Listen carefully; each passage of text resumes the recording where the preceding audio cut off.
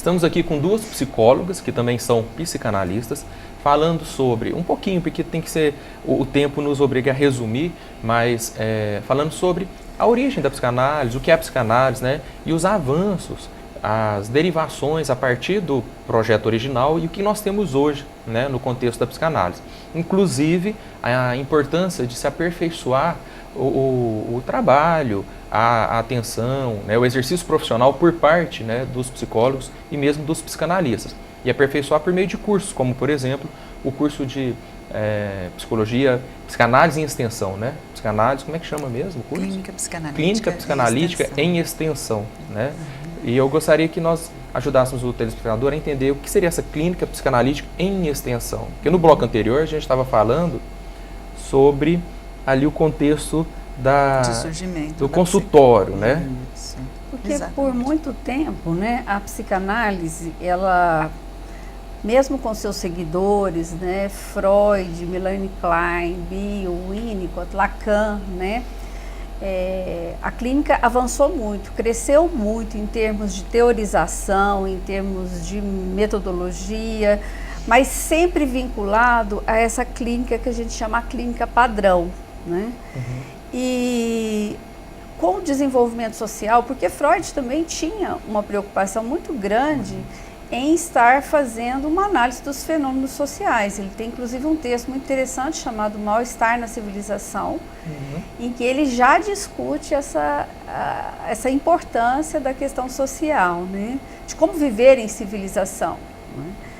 Então a gente percebe que a psicanálise, a missão dela, a finalidade dela não é ficar só restrita ao consultório padrão. O consultório padrão que a gente diz seria uma sala, um divã, horários fixos, né? Isso é muito importante e com esse desenvolvimento, com vários teóricos, inclusive um teórico brasileiro que é muito importante, chamado Fábio Hermann, a partir da década de 60 ele começou a pensar, né, se todas as psicanálises funcionam, principalmente na clínica padrão, o que essas psicanálises têm em comum? O que faz a eficácia dessa psicanálise, né? E ele foi percebendo que o método psicanalítico, né, que esse método psicanalítico ele pode funcionar tanto numa clínica padrão quanto fora dessa clínica padrão, no hospital, num diálogo, numa empresa, numa escola, né? E que esse método psicanalítico, ele promove um conhecimento acerca de qualquer produção humana. Sim. Não só uma histeria, não só uma doença do pânico, não só uma depressão, mas se vocês observarem, sempre que tem um fenômeno social importante, como esses atos de violência, manifestações de violência que a gente está tendo hoje, suicídios, qualquer situação, principalmente a gente vê que um psicanalista é chamado a dar a sua contribuição. Por isso extenso, né? Sai do famoso setting do consultório original, mas passando a ter outros enquadramentos. Isso, mas não só essa questão física, né? Não só essa questão de sair do consultório padrão, mas de toda uma utilização desse método que promove um conhecimento novo acerca desse psiquismo, né? Desse fenômeno social humano. A gente poderia brincar que toma em consideração exatamente o fenômeno, para que ele não seja banalizado. Sim. Então, assim, até a gente estava comentando a questão do curso, uma grande preocupação nossa é poder levar ao profissional uma discussão cada vez mais aprofundada a respeito dos males contemporâneos. Então, nós vemos reedições. Então, hoje, por exemplo, a gente sabe que a depressão não tem as mesmas características de um tempo atrás.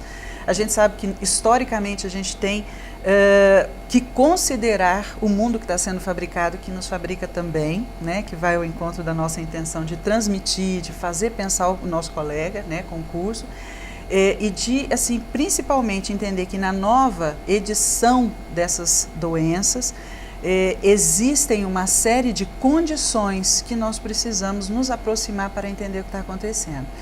O processo de investigação, o método é um facilitador. Ele é uma condição. Nós temos hoje como fazer isso. Nós precisamos nos envolver, clinicar mesmo, nos debruçar cada vez mais, né, para poder entender as diferenças.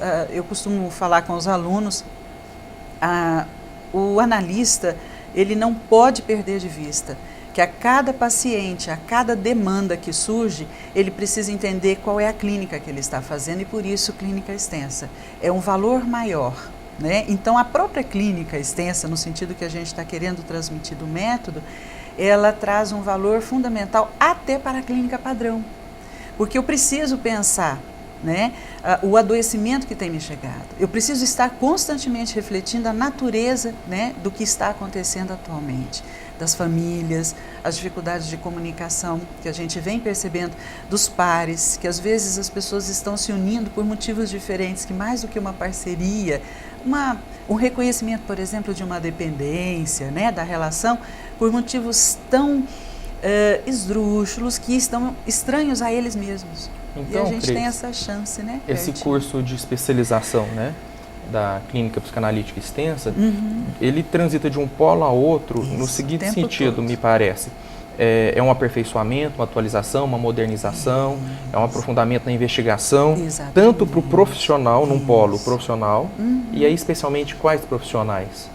Hoje, o nosso trabalho realmente é voltado para psicólogos e médicos. Psicólogos e médicos, ok. Né? Mas, ao mesmo tempo que há um aperfeiçoamento do profissional, há uma grande contribuição no outro polo para a sociedade. Com certeza. E as instituições, e os fenômenos que ocorrem na sociedade. Isso, é porque isso também é uma coisa bonita do método. Acho que é por isso que a gente gosta muito do que a gente faz. Ele é um multiplicador.